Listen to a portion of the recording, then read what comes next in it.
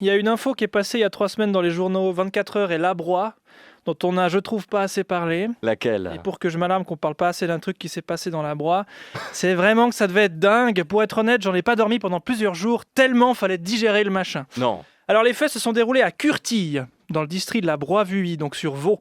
Rien à dire sur Curtille, si ce n'est qu'il y a eu un gros incendie au XIIIe siècle et que l'actrice Jamie Lee Curtis n'a aucun rapport avec la toponymie du village.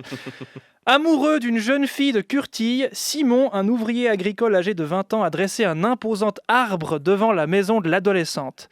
Parce qu'apparemment, ça se fait. Alors déjà là, il faut encaisser l'info. Quand on aime quelqu'un, on peut aller foutre un gros sapin devant sa baraque par amour. Voilà. Solène, la cible de cet acte amoureux, déclare dans le 24 heures « Je ne m'attendais pas à ça. Tiens donc. » Et je me suis dit que Simon était un peu fou. En même temps, c'est très sympa et plein de gens s'arrêtent pour voir ce sapin. Et ça se comprend, pour celles et ceux qui n'ont pas vu les images. C'est pas juste un arbre planté comme ça. Mais c'est énorme. C'est un immense piquet de 20 mètres de haut. Genre vraiment un mât au sommet duquel on a flanqué non pas un drapeau, non pas une voile, non pas l'étendard d'une dynastie broyarde ou la bannière de la maison Fiva, mais un putain de sapin. C'est moche.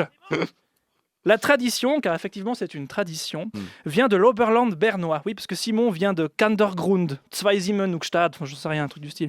J'expliquerai ce qu'un Oberlandais fou avec une Kurteillarde plus tard d'ailleurs. Je vous dis, il y a beaucoup, c'est compliqué à traiter mentalement ce machin.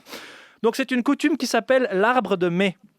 Selon une tradition bien vivante de l'Oberland bernois, on peut poser un sapin devant le gîte de la femme qu'on aime en secret.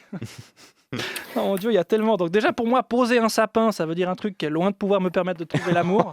Ou alors s'il y a une fille coprophage entre 25 et 35 ans qui m'écoute, coprophage, tout le monde, oui. Oui, c'est Manger son bon là. caca. Oui, Ouais, oui. Pas d'image, s'il vous D'accord. plaît.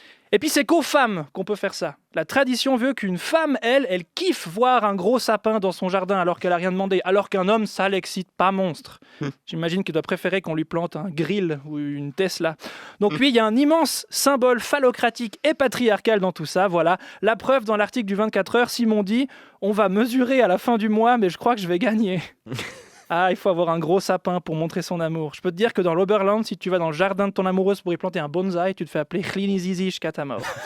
Et enfin, pour respecter la coutume jusqu'au bout, tout ça doit être fait en secret. Jonas, admettons que si la tradition respectait les mœurs actuelles et que je pouvais légalement et sans homophobie aucune aller vous planter un gros sapin, vous ne devriez pas être au courant. Voilà.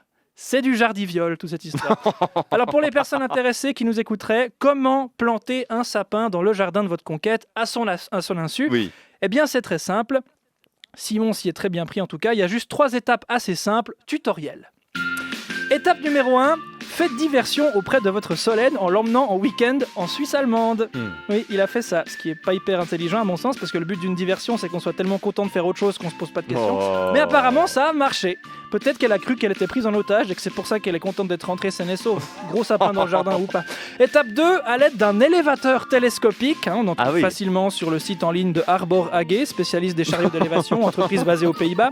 Foutez un gros arbre sur un monstre mât que vous plantez où vous le souhaitez. Et étape 3, baiser. Simon dévoile sa méthode dans le 24 heures en disant « J'ai fait cela avec Stéphane ainsi que la famille de Bernard Nico qui m'a bien aidé. » Non.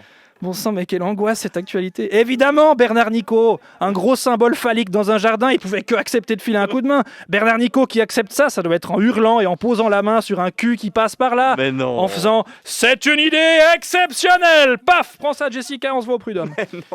Pour celles et ceux qui se demanderaient comment un Montaigu oberlandais en chemise Edelweiss et une teenager Capulet en option biochimie à Payerne peuvent se retrouver ensemble, eh bien c'est très simple. Le 100e anniversaire de la Fédération vaudoise des jeunesses campagnardes de Savigny. Voilà. Et c'est vrai que moi aussi, je pense, avec une pétée d'alcool dans le sang, les chaussures pleines de copeaux et un chapeau de Paikersberg, je peux tomber dans les bras d'un ch'to-fifre qui s'en la suit. Pour terminer cette folle histoire, je citerai le dernier sous-titre de l'article du 24 heures qui est pour moi le plus beau des oxymores, aussi bien en termes de vie que d'amour.